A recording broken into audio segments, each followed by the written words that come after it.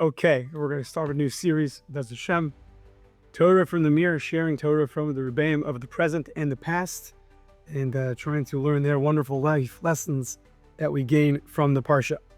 So tonight we have two very nice Divrei Torah. The first one is from a current tzaddik in the Mir. His name is Rabbi Dovid, and he has a wonderful sefer actually on Shalom Bayis, where he takes the lessons that he learned for his Rebbeim and put into a wonderful compilation. So the last week's Parsha ends off with Noach matza chen b'einei Hashem. Noach found grace in Hashem's eyes. The world was going crazy. It was going in a downward spiral. And yet Noach was the one that found grace in Hashem's eyes. So says Rabbi Dovid, quoting from the Sefer HaCharedim, who was a contemporary of the Arizal, that what was the secret? How did Noach find grace in God's eyes? And the answer is his name. The name Noach, he understands to mean pleasant, soft, pleasant, maybe from the word menucha. He said he stayed in a pleasant manner throughout the world going in a downhill spiral. He did not let that affect him in a certain way. He remained calm and composed, and he was Noach. He was at rest, so much so that he says, if you look at the next verse, which is the first verse of this week's Parsha, it actually mentions Noach 3 times. Eile tolos Noach ish tzaddik, and again at the end of the verse. Why does it mention Noach 3 times in the verse? Says Rav Dovid from the Sefer HaCharedim, to teach you that in 3 areas Noach remained at ease and pleasant with his speech, his actions, and his interactions with others.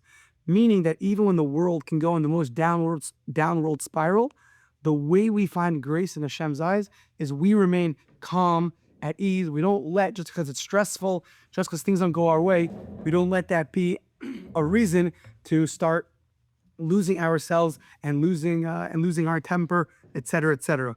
So that was Noach. Noach was someone who was calm and pleasant, and he remained that way through a world that was a total downhill spiral.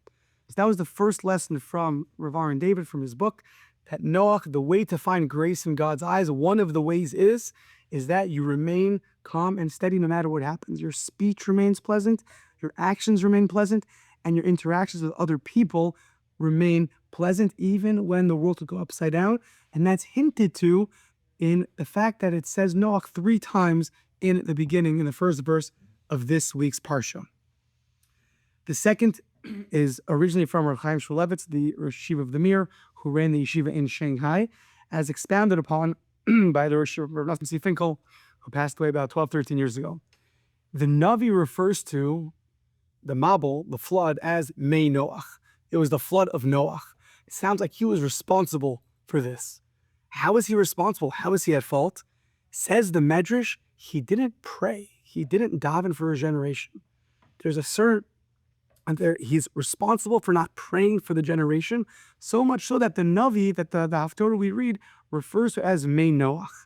So what exactly is so bad about it? He didn't pray for the generation, therefore he's responsible for it. So Chaim Shmuelevitz, he writes that a person, when something hurts a person, they have to scream. When they're in pain, they have to scream. A person who sees a world going downhill like that, and he doesn't let out a scream and prayers and prayers and prayers for his generation, so he's held accountable. Noach is held accountable. Interestingly enough, Avram Avinu, when he prayed for Sdom, coming up in a few weeks, it says there he only prayed for 10 tzaddikim, 10 righteous men. Why? Why not less than that? Why not 8? So Rashi tells us that because he saw from Noach that there was 8 people that were saved by the flood, and look, those prayers, it didn't work. However, there's a big difference. Avram Avinu prayed and prayed and prayed and prayed and prayed. Then he realized, okay, more than that, I'm not obligated to do. There's not going to be any claim on me if I don't do that. At the end of the day, that was enough praying, so to speak. And after he prayed enough for 8 people, then he didn't have to pray anymore. However, for Noach didn't pray for a generation, the Medrash says. To not pray for the generation, that is something that he was held accountable for. And Rav Chaim Shmuelevitz, as expounded by Rav Nosson Finkel, they write extensively about how important it is to feel for another person and pray for them. Rav Nosson brings from the Alter from Slobodka and his son, the original Rav Nosson Finkel, when they would see Bachrim in Yeshiva that were having a hard time, they would pour out tears and tears and tears for those Bachrim that they should be successful in Yeshiva. This tremendous trait of caring for somebody else. There was a story on the news 2 weeks ago. The secular news station in Israel reported about Rav Chaim Kanievsky's son-in-law, Rav Kolodetsky. Rav Kolodetsky, he just found out for 2 years did not sleep in a bed. The second the war broke out 2 years ago, October 7th, he ended up sleeping on a wooden plank, no mattress. And the first day he went back to a mattress was when the war was officially over. This trait of caring for somebody else and really sharing their burden is a trait that is not only a nice thing for a Jew to do, but it's fundamental and it's a foundational trait of a Jew. So what we learn from Noach is the importance of praying for your fellow Jew, the importance of praying for your generation, the importance of praying for your community, how important it's to really try to feel their pain. So much so that Noach was held accountable, as the Haftarah refers to it, as the main Noach. It was the flood of Noach. Why? Expanded by the Medrash, because he didn't pray. So 2 lessons from Noach.